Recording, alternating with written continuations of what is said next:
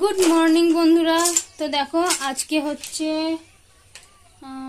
পয়লা চৈত্র আর ইংরাজির কত তারিখ হচ্ছে আজকে 15ই মার্চ আর আজ হলো শনিবার আর এখন বাজে 7:40 মতো। তো চলো আমি এখন থেকে দিনটা স্টার্ট করছি। এখন থেকে দিনটা শুরু করছি, তোমরা দেখতে থাকো, আশা করছি খুব খুব খুব ভালো লাগবে। তো চলো, এখন আমার কাজ আছে, ছেলের জন্য কাশি হচ্ছে খুব, তুলসী পাতা লবঙ্গ গোলমরিচ দিয়ে একটু সিরাপ করতে দিয়েছি, ফুটে গেলে মধু দিয়ে খাইয়ে দেবো, সেটা তোমাদেরকে দেখিয়েছি একদিন। আর এখানে আমার ছেলে পড়তে বসেছে, দেখো পড়তে বসে পড়ার থেকে বদমাইশি হচ্ছে বেশি, শুয়ে পড়ছে।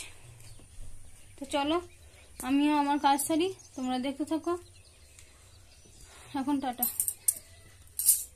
অনেক কাজ আছে, আজকে হচ্ছে কড়াই মাজতে হবে, কালকে রান্না করে কড়াই মাজার সময় পাইনি।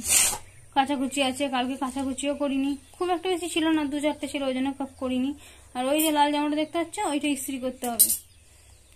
তো আজকে অনেক কাজ, আর কালকে তো আরো বেশি কাজ, কালকে পুরো ঘরটাকে ছাড়বো। চলো এখনকার মতন টাটা। তো বন্ধুরা দেখো, আমি কিন্তু এখানে রান্না চাপিয়েছি, আজকে কিন্তু আগে তরকারি বসিয়েছি, ভাত চাপাইনি। আর ওখানে দেখো দুটো জায়গায় দুধ গরম করেছি, আর এখন হচ্ছে পোস্ত আর হবে ডাঁটা বেগুন আলুর তরকারি।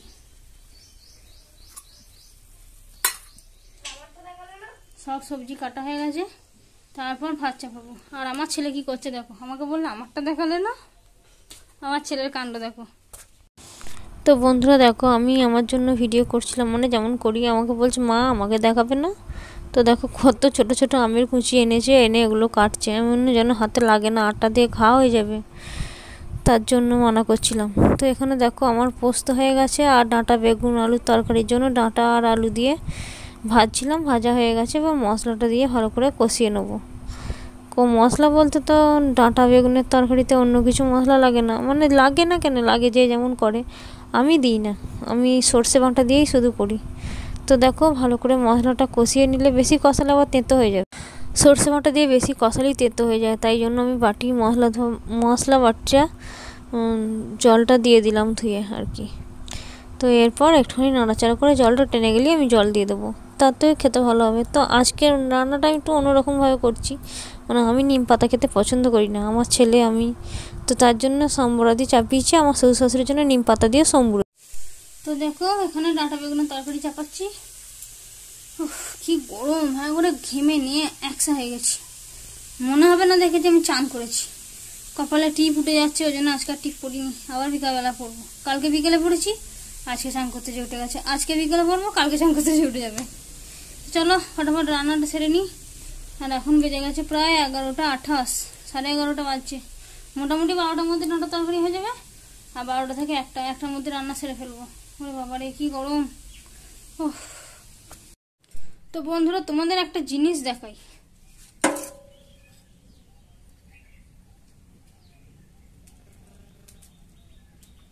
এটা হচ্ছে দুধ। দুধটা না ফুটে ফুটে ক্ষীরের মতন হয়ে গেছিল। আর এই যে দুধটা, এই দুধটা ফুটছিল, নামাচ্ছি, নামিয়ে গ্যাসের উপরে ওই ওভেন থেকে নামিয়ে এইখানে রেখেছি, এইখানেই ফুটে উঠে এখানে উপচে গেল। যা কি অবস্থা দাঁড়ানো, দেখ এই যে এই দুধটা কি অবস্থা হয়েছে দেখো।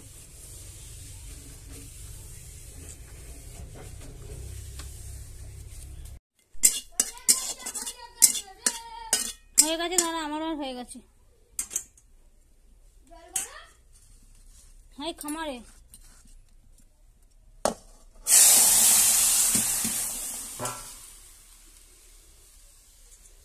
তো তোমাদের বললাম যেটা করলামও, সেটা নিম পাতা দিয়ে করে দিলাম, আমার শ্বশুর শাশুড়ি খাবে, আমার আর আমার ছেলের জন্য। ওখানে ওই যে পাশে একটা বাটিতে রয়েছে, ওটা রেখে দিয়েছি, ওটা আমি আর আমার ছেলে খাবো, আর এটা আমার শ্বশুর শাশুড়ি খাবে। এবেলাই শেষ হয়ে যাবে ওটা, কেননা রাত্রিবেলা তো আর নিম পাতা মানে তেঁতো জিনিসটা খেতে নেই। তো এরপর আমি ভাত বসাবো, সব কিছু হয়ে গেলে এবার ভাত চাপাবো। তো দেখো ভাত বসিয়ে দিয়েছি, এবার আমি যাব আমার ছেলেকে চান করাতে। গরম জল একটুখানি রোদে দেওয়া আছে আর কি, ঠান্ডা জলটা দিই না। আর এখানে দেখো গ্যাস পরিষ্কার সব। তো ঘরের অবস্থা দেখো, আমার ছেলের প্যান্ট খুঁজতে যে পুরো বিছানা উলট পালট করে ফেলেছি আজকে। দেখো উফ, বিছানার কি অবস্থা, পুরো ফাঁকা। ওটা তো ওখানে আছে, এই যে পুরো বিছানা একদম পরিষ্কার টকটকে করে দিয়েছি। প্রচন্ড গরম, বাপরে। এবার খাওয়া দাওয়ার পালা। এবার ভাত খেতে হবে, তারপর একবার শুরু। চলো টাটা।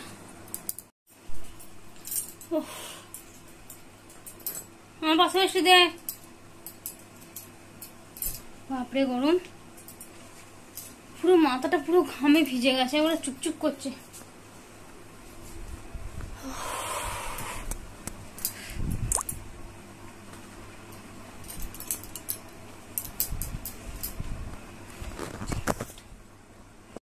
গুড ইভিনিং বন্ধুরা। তো দেখো আজকে কিন্তু আমার বর বাড়ি এসছে, আর ওনা সিঙ্গারা এনেছে। দেখো,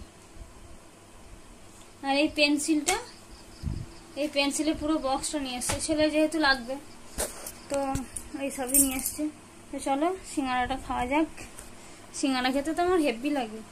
তোমরা বলো কার কার সিঙ্গারা খেতে ভালো লাগে।